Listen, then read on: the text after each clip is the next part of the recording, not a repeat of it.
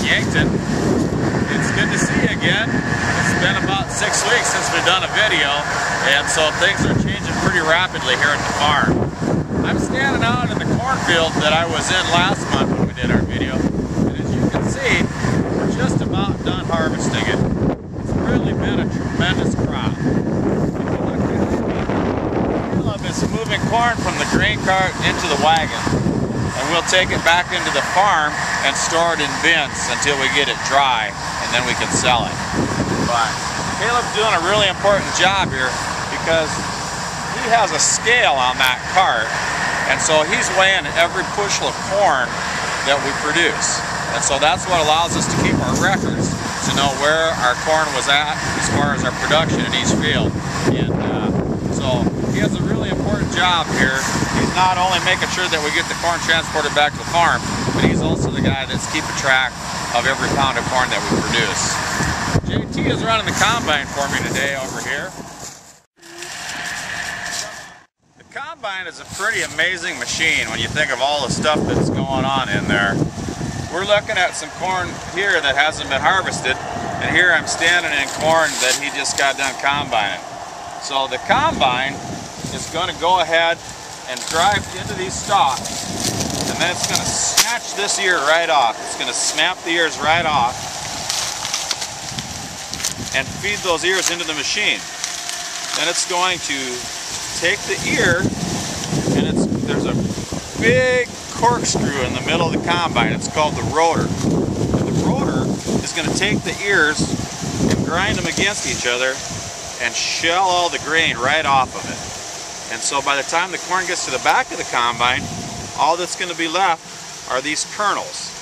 The stalks and the husk and whatever else went into the machine will get blown out the back. And then these kernels of corn will go up the elevator into the grain tank. When he gets about 300 bushels or about 17,000 pounds of corn on there, it'll be full, and then he'll unload it onto the cart, where it'll go to the wagons or the semi and back to the farmer to market. But when things are going well, that machine can knock out about 100,000 pounds of corn every hour. So when it's running and things are going well, things are really happening fast around here. We've had kind of a challenging fall. We were worried about the corn getting dry enough, but we've been very lucky in that respect, because if these kernels are more than probably 16 or 17% moisture, they have a hard time staying in condition in the bin. They might spoil or mold because of the moisture that's in them. So we have to put a lot of air, push a lot of air through our bins in order to keep the corn drying after we harvest it. We'll get a look at JT when he comes by with the combine. During harvest, we don't want to waste any time, so the guys will be unloading the corn on the go. As you can see, JT's combining, and at the same time, he's got his auger out unloading corn onto the grain cart. So the combine will never stop throughout the day if we're having a good day. We did have a few hiccups this fall. We probably should have traded combines this year, and we didn't. So we've had some downtime due to some repairs. We put in some late nights doing some work on our combine, but it's holding together pretty good, and if we can get another week of good weather, we should be able to wrap things up. After the crop is taken off the field, whether it's corn or soybeans, our agronomist will come out and do soil samples out here. We'll actually test the nutrients that are left in the soil at the end of the growing season, because this crop will remove a lot of nitrogen and phosphorus and potassium from the soil.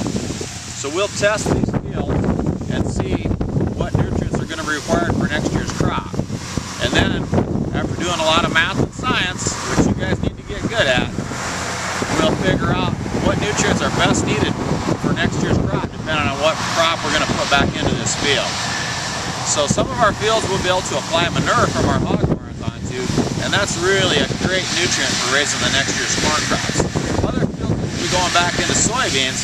They may only need a little bit of phosphorus or potassium or something, but they'll go out and test these fields so we can make sure that we put the nutrients that are needed on here without getting excess nutrients in here that might go into the water.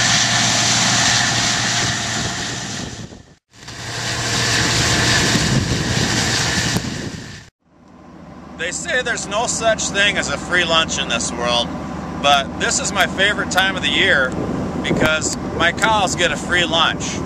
After the pastures are done in the fall and the grass quits growing, when we get some corn and soybeans harvested, we'll go ahead and turn the cattle out to graze the residue. So it's a very economical time for me to have my cattle around, because they're just out there foraging around, finding ears of corn maybe that fell off the stalks, and eating a lot of the residue.